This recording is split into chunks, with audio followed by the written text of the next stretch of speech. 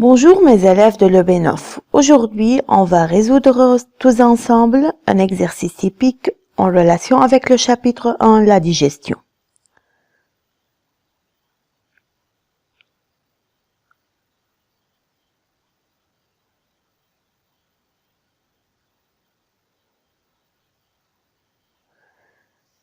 Faites attention, il faut bien suivre les indications suivantes chaque fois qu'on va résoudre un exercice. Il faut bien lire les questions avant de répondre. Il faut bien se profiter du donné pour trouver la bonne réponse. Il faut bien apprendre le cours avant de commencer. Il faut tracer les verbes qui se trouvent dans la question pour indiquer de combien de parties doit se former la réponse. Et il faut bien reconnaître comment répondre à chaque type de verbe, sans ou avec justification. On va commencer par l'exercice typique numéro 11, page 12 dans vos guides support de biologie. Tout d'abord, l'exercice 11, on vous dit « La viande de bœuf contient environ 13% de lipides, 32% de protéines et 50 à 75% de l'eau. » Pour la première question, on vous dit comment peut-on montrer la présence des lipides dans la viande. Voilà, on a tracé le verbe ici. Et on vous demande d'indiquer la présence d'un type d'aliment. Alors, on doit recourir au test d'identification. Voilà, il faut frotter le morceau de viande contre un papier. Alors, une tache translucide apparaîtra. Bien sûr, il s'agit d'un lipide. Maintenant, pour la question de les protéines dans la viande subissent une digestion progressive. Le mot progressif signifie en plusieurs étapes dans le tube digestif humain, représenté en utilisant des flèches cette digestion. Alors, on écrit que les protéines, sous l'action de la pepsine dans l'estomac, se transforment en peptides, puis sous l'action de la trypsine dans l'intestin grêle, se transforment en acides aminés. Maintenant, on vous dit, le fruit de papaye est un fruit qui pousse en Hawaï.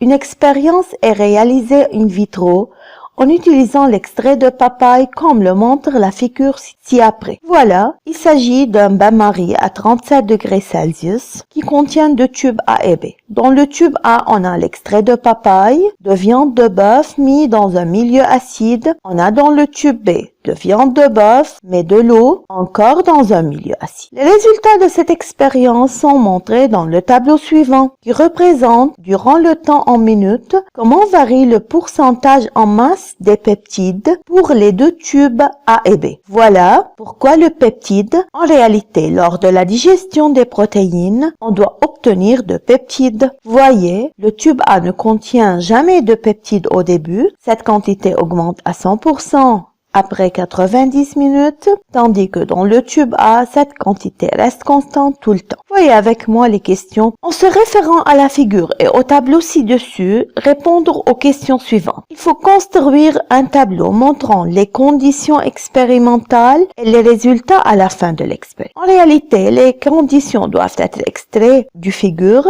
et les résultats du tableau. Voilà, c'est notre tableau de tube A et B, toutes les conditions qui sont cités ici, et les résultats qui sont tirés du tableau des résultats. Voilà, pour les conditions, on a le même substrat viande de bœuf. Pour le milieu, c'est le milieu acide dans les deux tubes. La température, c'est la même, 37 degrés Celsius dans les deux tubes. On a le même durée, c'est 90 minutes pour les deux expériences, ou bien pour les deux tubes. Et on a de substances ou d'enzymes différents, qui est l'extrait de papaye dans le tube A, et l'eau seulement dans le tube B, c'est-à-dire pas d'enzymes dans le tube B. En ce qui concerne les résultats, on a 100% de peptides à la fin, 0% de peptides ou bien 100% de protéines à la fin de l'expérience. N'oubliez pas, le tableau doit être bien organisé, fermé de tous les côtés et il faut toujours lui donner un titre. Bien, c'est les conditions et les résultats de l'expérience. Maintenant, on passe à la question numéro 4. On vous demande d'analyser les résultats représentés dans le tableau et de tirer une conclusion concernant le rôle et le contenu de la papaye. Alors,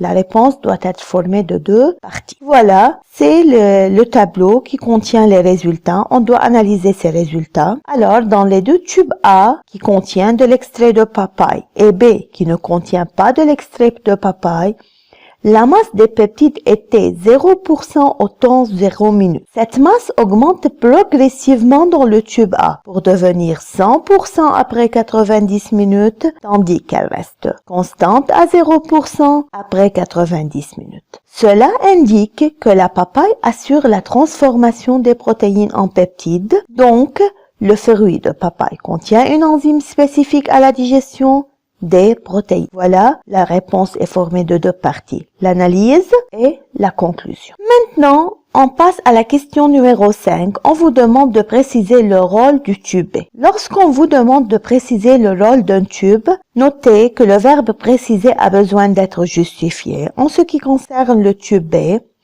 il faut rappeler toujours que le tube témoin, c'est le tube qui ne contient pas la variable manipulée. Voilà, le tube B ne contient pas de l'extrait de papaye. Et qui a pour rôle toujours de comparer les résultats entre les 2 tubes et d'indiquer spécifiquement le rôle du variable ou bien de la variable manipulée. Voilà. B est le tube témoin. Il sert à comparer les résultats dans les 2 tubes et à mettre en évidence le rôle de papaye dans la digestion de la viande de bœuf. Il faut toujours répondre de cette manière lorsqu'on nous demande en ce qui concerne le tube témoin. Après, on vous dit que l'extrait de papaye est chauffé à une température de 118 degrés Celsius, puis refroidi à 37 degrés Celsius. En utilisant cet extrait de papaye, la même expérience comme dans la figure ci-dessus est réalisée. Voilà, on vous demande de choisir de ce qui suit la bonne réponse et de justifier ton choix. Les résultats dans les 2 tubes A et B doivent être les mêmes qu'en dans la première expérience, ou bien différents de ceux de la première expérience, c'est-à-dire il n'y a pas de transformation dans les 2 tubes, ou bien différents uniquement dans le tube B. Rappelez que le papaye contient une enzyme. On a démontré cela. Deuxièmement, que l'enzyme est détruite à haute température. On a élevé la température à 118 degrés Celsius. Par suite, même dans le tube A, il n'y a pas de transformation. Alors, la bonne réponse est la réponse B, car seulement dans le tube A, il y a de l'extrait de papaye, mais qui est chauffé à haute température, ce qui a causé la destruction de l'enzyme se trouvant dans cet extrait. Par suite, pas de transformation dans les 2 tubes. Maintenant, on passe à l'exercice 15, page 15 dans le guide support de biologie. Dans l'exercice 15, on vous dit que durant la digestion, les protéines qui sont des molécules complexes se décomposent en peptides, produits intermédiaires. Puis les peptides se décomposent en acides aminés, le produit final qui sont les unités constructives des peptides. Pour vérifier cela, on réalise une digestion in vitro de gluten. Qu'est-ce que le gluten? C'est la protéine qui se trouve dans le blé. Pendant une période de temps convenable, comme le montre le diagramme ci-dessus. Voyez avec moi, voilà, on a un bain-marie qui contient 2 tubes A et C. Dans les 2 tubes, on a mis le gluten à une quantité de 50 grammes et le bain-marie à 37 degrés Celsius qui est la température corporelle. Ce qui est différent, c'est le sucre ajouté dans chaque tube. Dans le tube A, on a le sucre pancréatique avec de l'eau et de KOH. Dans le tube B, on a le sucre gastrique avec de l'eau et de HCl. Notez bien que le HCl est ajouté pour rendre le milieu acide, tandis que le KOH est ajouté pour rendre le milieu basique. Et c'est très nécessaire pour le bon fonctionnement des enzymes qui se trouvent dans chaque sucre. Maintenant, les résultats de l'expérience sont montrés ou bien représentés dans les graphes ci-dessous. Voyez, on représente dans chaque graphe la quantité de substance. On prend le gluten et les acides aminés durant le temps dans le tube A, le gluten et le peptide dans le tube B. Pour les questions, on commence avec la question 1, construire un tableau montrant les conditions expérimentales et les résultats à la fin de l'expérience. Voyez, voilà, c'est notre figure, c'est le tableau. Il s'agit de 2 tubes. Pour les conditions, on a même substrat, le gluten, 50 grammes dans les 2 tubes. Suc digestif différent, c'est le suc pancréatique dans le tube A, le suc gastrique dans le tube B. Alors, c'est notre variable manipulée. Même température, c'est le 37 degrés Celsius dans les 2 tubes. Différents milieux, c'est le KOH dans le tube A et le HCl dans le tube B, c'est-à-dire c'est un milieu basique dans le tube A, c'est un milieu acide dans le tube B. Comme résultat, on a 0 de gluten ou bien 50 grammes d'acides aminés à la fin de l'expérience. Pour le tube B, on a 0 gluten, 0 grammes de gluten, mais 50 grammes de peptides à la fin de l'expérience.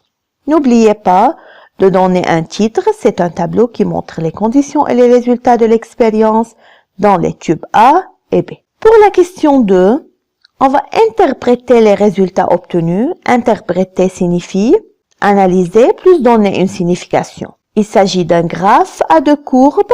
Chaque graphe est à 2 courbes, alors l'analyse doit être comparative, c'est-à-dire on compare les points en un même temps, c'est-à-dire les 2 points de départ, les 2 points finaux, etc. Voyez avec moi. Dans le tube A contenant du sucre pancréatique et où le milieu est basique, la quantité de gluten était 50 grammes quand le temps est 0 minutes, alors que la quantité d'acides aminés était 0% à 0 minutes. La quantité de gluten diminue progressivement pour atteindre 0 g, tandis que celle des acides aminés doit augmenter jusqu'à atteindre 50 g durant 60 minutes. Par contre, dans le tube B, qui contient du sucre gastrique et où le milieu est acide, la quantité de gluten était 50 g au temps 0 minutes et celle des peptides était 0 g en même temps. La quantité de gluten commence à diminuer jusqu'à atteindre 0 g, tandis que celle des peptides augmente progressivement pour atteindre 50 g durant 60 minutes. Voilà, c'est l'analyse.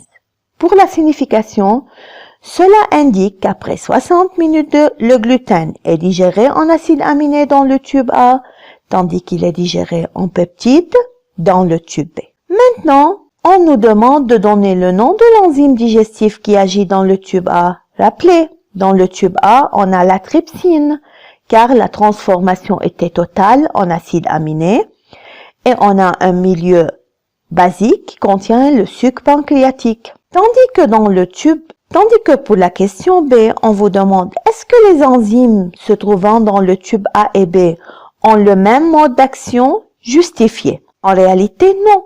L'enzyme dans le tube A, qui est la trypsine, agit sur les protéines, qui est le gluten, et les transforme en acides aminés, tandis que l'enzyme qui se trouve dans le tube B, qui est la pepsine, transforme les protéines, ici on a le gluten, en peptides seulement. On doit reconnaître très bien le protéase qui est présent dans chaque sucre, c'est-à-dire sucre pancréatique ou sucre gastrique, et on doit très bien savoir avant quel est le mode d'action de chaque protéase, et cela qu'on doit apprendre du cours. Maintenant, on vous demande de tracer un diagramme fonctionnel montrant l'hydrolyse de gluten ayant lieu dans le tube A. Voilà, on dessine une molécule de gluten formée de plusieurs acides aminés liés ensemble. On dessine l'enzyme représentée par ce flèche et on ajoute de l'eau nécessaire à la digestion. Puis on trace une flèche sur laquelle on écrit « produisent » pour donner des acides aminés dispersés chacun à part. Voilà, c'est ce qu'on appelle le diagramme fonctionnel. En réalité, dans le tube A, les molécules de gluten sont transformées en acides aminés et non pas en peptides. N'oubliez pas, le diagramme fonctionnel doit avoir un titre. C'est un diagramme fonctionnel montrant l'hydrolyse d'une molécule de gluten en acide aminé par la trypsine. Les dessins du diagramme fonctionnel doivent être annotés et n'oubliez pas le titre. Maintenant, pour la question 5, le test de Biuret montre le même résultat quand il est appliqué dans les tubes A et B. À la fin de l'expérience, indiquez si cette expression est vraie ou fausse et justifiez la réponse. En réalité, il faut qu'on apprenne très bien les tests d'identification et les résultats attendus pour qu'on puisse répondre à cette question. Alors la réponse sera faux. Le test du Biuret montre les résultats suivants. Dans le tube A, la couleur du test du réactif de Biuret reste bleue car il y a seulement des acides aminés, mais elle vire au violet dans le tube B où on a des peptides. Finalement, merci pour votre attention. J'espère que vous essayez de résoudre ces exercices tout seul. Au revoir.